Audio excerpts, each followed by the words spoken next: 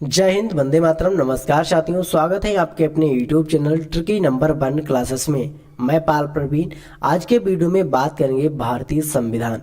भारतीय संविधान के 20 क्वेश्चन इस वीडियो के माध्यम से हम कवर करेंगे, जो आपके एग्जाम के लिए बहुत ही महत्वपूर्ण है। आप सभी लोग वीडियो को पूरा देखिएगा और वीडियो को ज़्यादा से ज़्यादा मित्रों में शेयर करें। अगर आप हमारे YouTube चैनल पर पहली बार जुड़े हैं तो चैनल को सब्सक्राइब जरूर करें। और शुरुआत करते हैं मित्रों आज की शानदार क्लास के साथ। आज का पहला प्रश्न है, संविधान के प्रथम अनुच्छेद के अनुसार भारत है। यहाँ पर बात करते हैं संविधान के प्रथम अनुच्छेद के अनुसार भारत है, तो भाई आपका हो जाएगा राज्यों का संघ। सही आंसर है ऑप्शन नंबर डी, भारत राज्यों का संघ है। और कैसा संघ है मित्रों? यूनियन। यहाँ पर संघ का मतलब क्या है? यूनियन, आपने याद रखना है। नोट पॉइंट की चर्चा करते हैं। भारतीय संविधान के भाग 1 के अंतर्गत अनुच्छेद 1 से 4 तक संघ और राज्य क्षेत्र का उल्लेख किया गया है। अनुच्छेद 1 के अनुसार भारत अर्थात इंडिया राज्यों का संघ होगा। भारत के राज्य क्षेत्रों में पहला तो आपका है राज्य के राज्य क्षेत्र, राज्यों के राज्य क्षेत्र। दूसरा है संघ राज्य क्षेत्र। और तीसरा है ऐसे अन्य क्षेत्र जो अर्जित किए जाए सम्मिलित होंगे। अगला प्रश्न है, भारत की देशी रियासतों के विलयन में किन दो व्यक्तियों ने महत्वपूर्ण भूमिका निभाई? बहुत ही इंपॉर्टेंट है।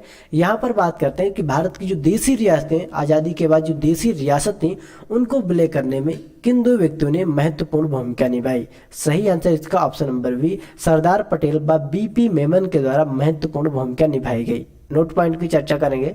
स्वतंत्रता के पश्चात लगभग 562 देशी रियासतों में से 559 रियासतों का भारत में विलय हो गया और अन्य 3 रियासतें हैदराबाद को पोलो ऑपरेशन, जूनागढ़ को जनमत संग्रह तथा जम्मू कश्मीर को विलय अधिपत्र से सम्मिलित किया गया था। आपने याद रखना है।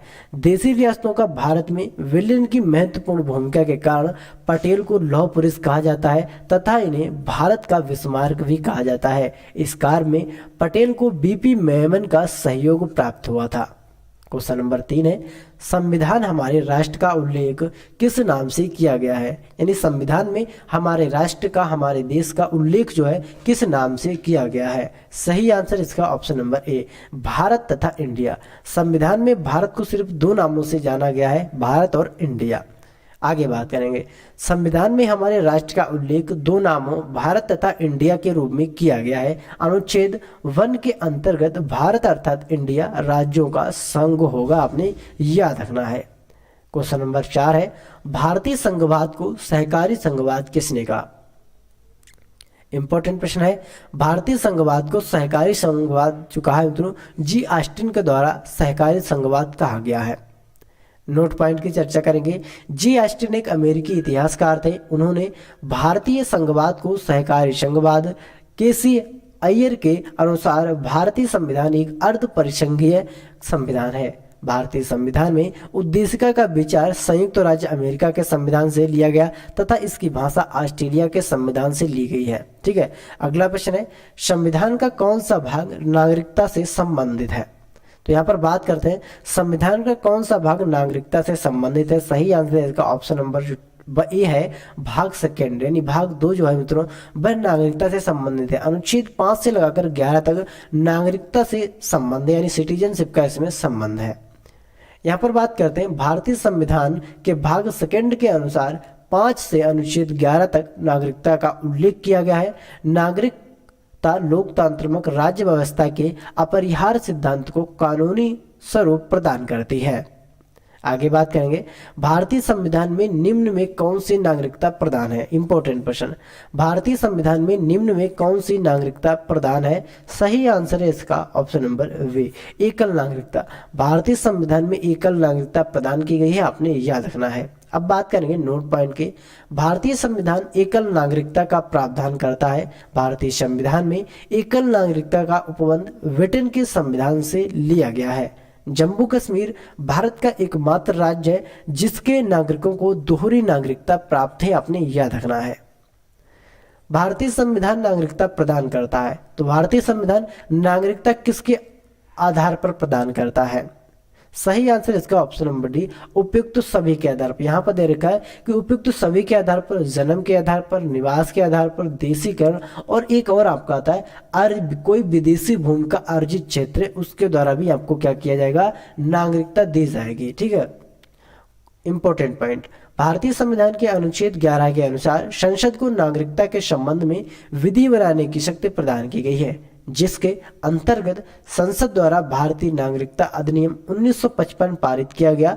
इस अधिनियम में वर्ष 1986, 1992, 2003, 2005 और फिर 2015 में संशोधन किया गया। वर्तमान में भारतीय नागरिकता 5 प्रकार से प्रदान की जा सकती है।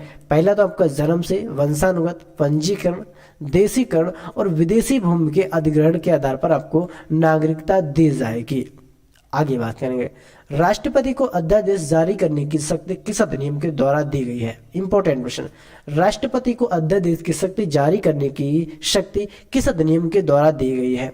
सही आंसर इसका ऑप्शन नंबर बी, भारत सरकार अधिनियम 1935 के अंतर्गत राष्ट्रपति को अध्यादेश की शक्ति जारी करने की शक्ति दी गई है। भारतीय संविधान में राष्ट्रपति द्वारा अध्यादेश निर्गत करने की शक्ति भारत सरकार अधिनियम 1935 की धारा 42 से प्रेरित है। वर्तमान में यह शक्ति संविधान के अनुच्छेद 123 के अंतर्गत दी जाती है।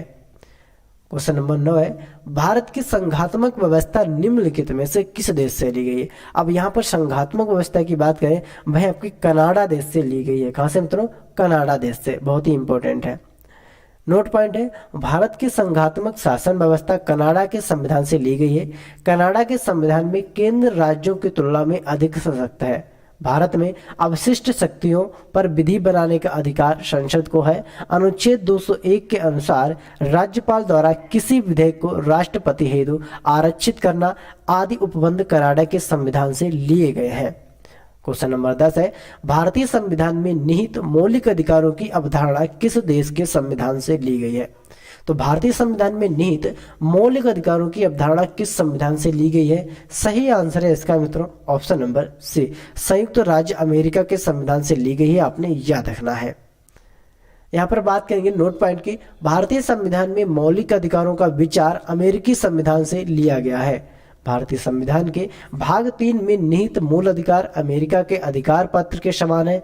इन अधिकारों को प्रकृति और अपरिहार्य अधिकार भी कहा जाता है। क्वेश्चन नंबर 11 है, डॉक्टर भीमराव अंबेडकर का संविधान सभा में निर्वाचन हुआ था।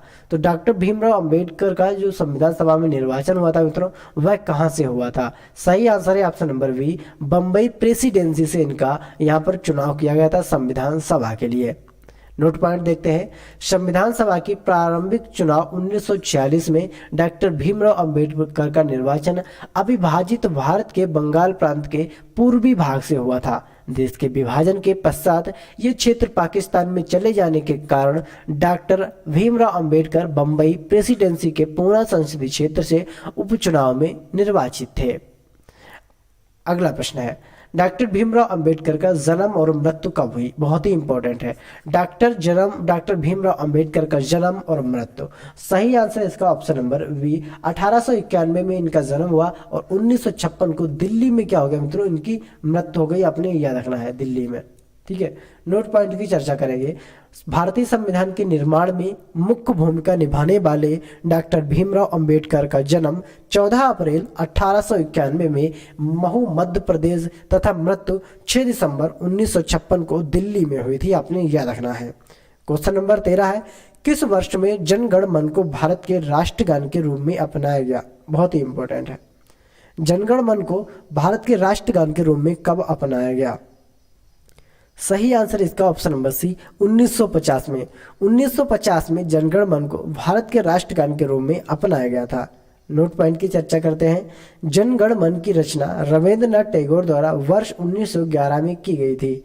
इसे संविधान सभा द्वारा राष्ट्रगान के रूप में 24 जनवरी 1950 को अपनाया गया। राष्ट्रगान के गायन का समय 52 सेकेंड होता है। जनगण मन को पहली बार 1911 में भारतीय राष्ट्रीय कांग्रेस के कलकत्ता अधिवेशन में गाया गया। इसकी अध्यक्षता विशन नारायण धर ने की थी। आपने याद रखना है। आगे बात करेंगे, निम्नलिखित में से संघ संविधान समिति का अध्यक्ष कौन था? निम्नलिखित में से संघ संविधान समिति का अध्यक्ष कौन था? सही आंसर है Jawaharlal Nehru. Option number C वाला सही है। जवाहरलाल नेहरू संघ संविधान समिति के अध्यक्ष थे, आपने याद रखना है। अब नोट पॉइंट की चर्चा करेंगे। संघ संविधान समिति के अध्यक्ष जवाहरलाल नेहरू एवं मूल अधिकार उप समिति के अध्यक्ष जेबी कृपलानी थे। डॉक्टर BR अम्बेडकर प्रारूप समिति के अध्यक्ष थे तथा अलादी कृष्ण स्वामी अय्यर प्रारूप समिति के अध्यक्ष थे, आपने याद रखना है। क्वेश्चन नंबर 15 है, भारतीय संविधान के किस भाग में नागरिकों के मौलिक अधिकार का उल्लेख किया गया? बहुत ही इंपॉर्टेंट है। भारतीय संविधान के किस भाग में मौलिक अधिकारों का उल्लेख किया गया है? क्वेश्चन नंबर 15 है। सही आंसर इसका ऑप्शन नंबर डी, मौलिक अधिकारों का उल्लेख भाग 3 में किया गया है। आपने याद रखना है 12 से 35 तक, अनुच्छेद 12 से 35 तक मौलिक अधिकारों का उल्लेख किया गया है, आपने याद रखना है। भारतीय संविधान के भाग 3 के अनुच्छेद 12 से 35 तक मौलिक अधिकारों का उल्लेख किया गया है। मौलिक अधिकारों का प्रावधान अमेरिकी संविधान से लिया गया है। मौलिक अधिकारों का जो प्रावधान है मित्रों, वह अमेरिकी संविधान से लिया गया है, जो अमेरिका के अधिकार पत्र के समान है। किसके समान है? अधिकार पत्र के। आगे बात करेंगे, निम्न में कौन सा समूह अधिकार भारतीय संविधान में नागरिकों को नहीं प्रदान किया गया? कौन सा मूल अधिकार भारतीय संविधान में नागरिकों को नहीं प्रदान किया गया है? सही आंसर इसका ऑप्शन नंबर सी, सूचना का अधिकार। सूचना का जो अधिकार है मित्रों, वह मूल अधिकार भारतीय संविधान में नागरिकों को प्रदान नहीं किया गया है।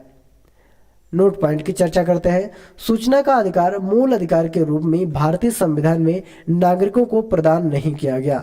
यह एक विधिक अधिकार है जिसे सूचना के अधिकार अधिनियम के अंतर्गत नागरिकों को प्रदान किया गया है, आपने याद रखना है। क्वेश्चन नंबर 17 है, निम्नलिखित में से किस अनुच्छेद में समता के अधिकार का प्रावधान है? बहुत इंपॉर्टेंट है। किस अनुच्छेद में समता के अधिकार का प्रावधान है? सही आंसर इसका अनुच्छेद 14 में। अनुच्छेद 14 से अनुच्छेद 18 तक समता का अधिकार प्रदान है, आपने याद रखना है। भारतीय संविधान के भाग 3 में निहित मौलिक अधिकारों के अंतर्गत समानता के अधिकार का उल्लेख अनुच्छेद 14 से अनुच्छेद 18 तक किया गया है। अनुच्छेद 14 के अनुसार राज्य नागरिकों को विधि के समक्ष समता से या विधियों के समान संरक्षण से वंचित नहीं करेगा। आगे बात करेंगे, यह वाक्य किसने कहा था?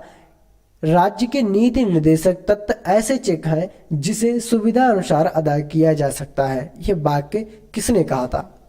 यहाँ पर ऑप्शन दे रखे हैं, KM Munshi, BR Ambedkar, KT Shah या डॉक्टर राजेंद्र प्रसाद। सही आंसर है इसका option number C, KT Shah. KT Shah ने कहा था कि राज्य के नीति जो निर्देशक तत्व हैं वह ऐसे चेक है जिसे सुविधा अनुसार अदा किया जा सकता है। प्रोफेसर KT शाह बिहार प्रांत के संविधान सभा के सदस्य चुने गए थे, जो सलाहकार समिति के मौलिक अधिकार उप समिति के सदस्य भी थे। इन्होंने राज्य के नीति निर्देशक तत्वों की तुलना ऐसे चेकों से की जो बैंक की सुविधा अनुसार अदा किए जा सकते हैं। अगला प्रश्न है, समान नागरिक संहिता किस राज्य में लागू है? तो यहाँ पर बात करते हैं समान नागरिक संहिता, वह आपकी गोवा राज्य में लागू है, आपने याद रखना है। नोट पॉइंट की चर्चा करते हैं। समान नागरिक संहिता के अंतर्गत सिविल मामलों जैसे विवाह, तलाक तथा उत्तराधिकारी आदि के संबंध में सभी धर्मों के लिए समान कानून लागू होगा। भारत के गोवा राज्य में समान नागरिक संहिता लागू है। भारतीय संविधान के अनुच्छेद 44 के अंतर्गत सभी नागरिकों के लिए समान सिविल संहिता का प्रावधान है, आपने याद रखना है। क्वेश्चन नंबर 20 है, भारतीय संविधान के किस अनुच्छेद में समान न्याय एवं निःशुल्क विधिक सहायता का प्रावधान है? समान न्याय एवं निःशुल्क विधिक सहायता का प्रावधान है। सही आंसर इसका ऑप्शन नंबर बी, अनुच्छेद 39 का जो 39 का है मित्रों, इसमें समान न्याय एवं निःशुल्क विधिक सहायता प्रदान की गई है। आगे बात करेंगे, संविधान के अनुच्छेद 39 के अनुसार राज्य सुनिश्चित करेगा कि कानूनी व्यवस्था का संचालन इस प्रकार हो कि सभी को समान रूप से न्याय उपलब्ध हो सके तथा आर्थिक रूप से कमजोर या अन्य प्रकार के निर्योग्य व्यक्तियों के लिए निःशुल्क विधिक सहायता की व्यवस्था की गई है। इसे 1942 में संविधान संशोधन अधिनियम 76 के द्वारा क्या किया गया है मित्रों, जोड़ा गया है। तो ये थे मित्रों आपके संविधान के 20 क्वेश्चन जो कि बहुत महत्वपूर्ण है। आप किसी भी कॉम्पिटेटिव एग्जाम की तैयारी करते हैं तो उसके लिए वीडियो बहुत ही इंपॉर्टेंट होने वाला है। सभी लोग वीडियो को शेयर और चैनल को सब्सक्राइब जरूर करें। मिलते हैं अगली वीडियो में, तब तक के लिए जय हिंद, जय भारत।